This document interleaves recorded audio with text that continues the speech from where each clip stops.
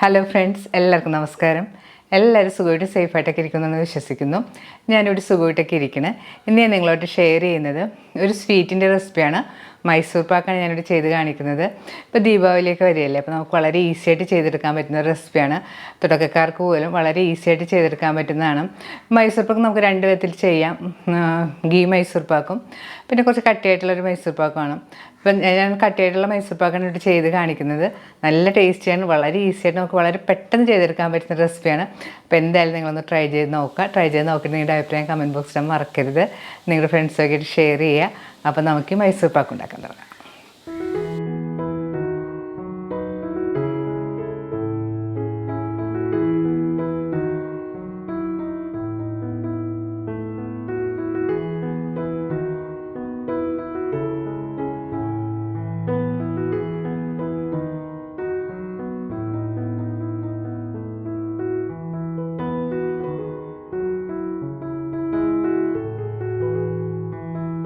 മൈസൂർ പാക്ക് ഉണ്ടാക്കാനുള്ള കടലപ്പൊടി ആദ്യം നമുക്കൊന്ന് അരിച്ചെടുക്കണം. 1.5 കപ്പ് കടലമാവാണ് ഞാൻ ഇതിനായിട്ട് എടുത്തിരിക്കുന്നത്. അതൊരു അരിപ്പയിലേക്ക് ഇട്ട് കൊടുക്കാം.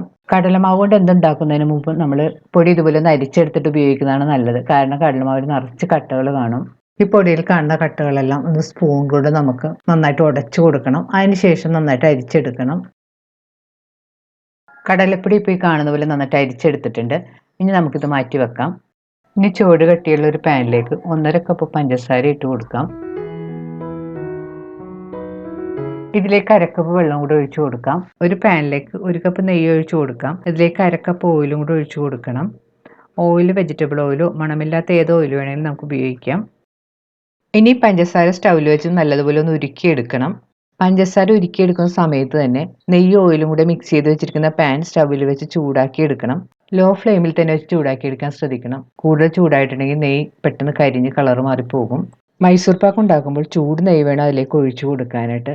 അതുകൊണ്ട് ഒരു സ്റ്റൗവിൽ നമ്മൾ നെയ്യ് ഒരു ലോ ഫ്ലെയിമിൽ വെച്ച് ചൂടാക്കിക്കൊണ്ടിരിക്കണം. പഞ്ചസാര സ്റ്റൗവിൽ വെച്ചതിന് ശേഷം നന്നായിട്ട് ഇളക്കി കൊടുക്കണം. പഞ്ചസാര നൂൽ പരുവൊന്നും ആവേണ്ട ആവശ്യമില്ല. പഞ്ചസാര നന്നായിട്ട് ഉരുകി വരുമ്പോഴത്തേക്ക് നമുക്ക് ഇതിലേക്ക് കടലപ്പൊടി ഇട്ട് കൊടുക്കാം. പഞ്ചസാര നല്ലതുപോലെ ഉരുകി വന്നിട്ടുണ്ട്. ഇനി ഇതിലേക്ക് കടലപ്പൊടി ഇട്ട് നല്ലതുപോലെ മിക്സ് ചെയ്ത് കൊടുക്കാം. കടലപ്പൊടി ഇടുന്ന സമയത്ത് തന്നെ സ്പൂൺ കൊണ്ട് നന്നായിട്ട് മിക്സ് ചെയ്ത് കൊടുക്കണം. ഇനി കടലമാവ് ഒട്ടും കട്ട പിടിക്കാതെ നന്നായിട്ട് മിക്സ് ചെയ്ത് യോജിപ്പിക്കണം. സ്റ്റവിൻ്റെ ഫ്ലെയിം ഒരു ലോ മീഡിയത്തിൽ വെച്ചിട്ട് വേണം കുക്ക് ചെയ്യാനായിട്ട്. കടലമാവ് ചേർത്തതിന് ശേഷം ഇപ്പം നന്നായിട്ട് മിക്സ് ചെയ്ത് ഒട്ടും കട്ടയില്ലാതെ എടുത്തിട്ടുണ്ട്. ഇനി ചൂടാക്കിയിട്ടിരിക്കുന്ന നെയ്യിൽ നിന്ന് ഒരു വലിയ തവി നെയ്യ് ഇതിലേക്ക് ഒഴിച്ച് നന്നായിട്ട് മിക്സ് ചെയ്ത് യോജിപ്പിക്കണം. സ്റ്റവ് ലോ ഫ്ലെയിമിൽ വെച്ച് നന്നായിട്ട് മിക്സ് ചെയ്ത് കൊടുക്കണം.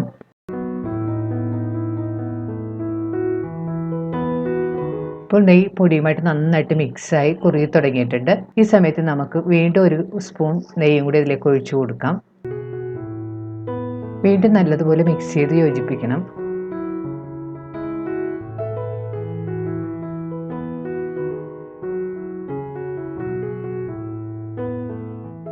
ഇപ്പോൾ പൊടിയും നെയ്യും കൂടെ നന്നായിട്ട് മിക്സായി വന്നിട്ടുണ്ട്. ഈ സമയത്ത് നമുക്ക് വീണ്ടും ഒരു തവി നെയ്യും കൂടെ ഒഴിച്ചു കൊടുക്കാം.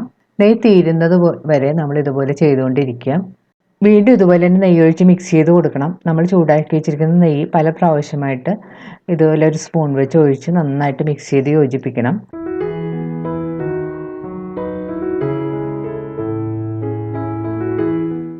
ഒരു ടേബിൾ സ്പൂൺ നെയ്യ് നമ്മൾ അവസാനത്തെ ഉപയോഗത്തിനായിട്ട് മാറ്റി വെക്കണം. ബാക്കി എല്ലാ നെയ്യും നമുക്ക് ഇതുപോലെ ഒഴിച്ച് നന്നായിട്ട് മിക്സ് ചെയ്ത് യോജിപ്പിക്കണം. പ്രത്യേകം ശ്രദ്ധിക്കാൻ നമ്മളിതിലേക്ക് ഒഴിച്ചു കൊടുക്കുന്ന നെയ്യ് എപ്പോഴും നല്ല ചൂടായിരിക്കണം.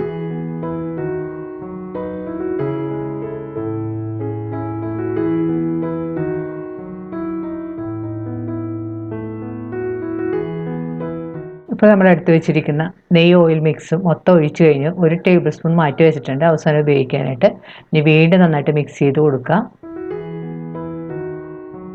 ഇപ്പോൾ മൈസൂർ പാക്ക് ഏകദേശം പാകമായി വന്നിട്ടുണ്ട്. വീണ്ടും 2 മിനിറ്റ് കൂടെ നന്നായിട്ട് വഴറ്റി കൊടുക്കാം.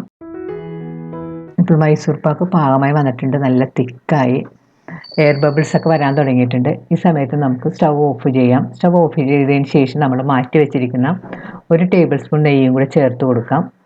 അത് ചേർത്ത് വീണ്ടും നന്നായിട്ട് മിക്സ് ചെയ്ത് കൊടുക്കണം.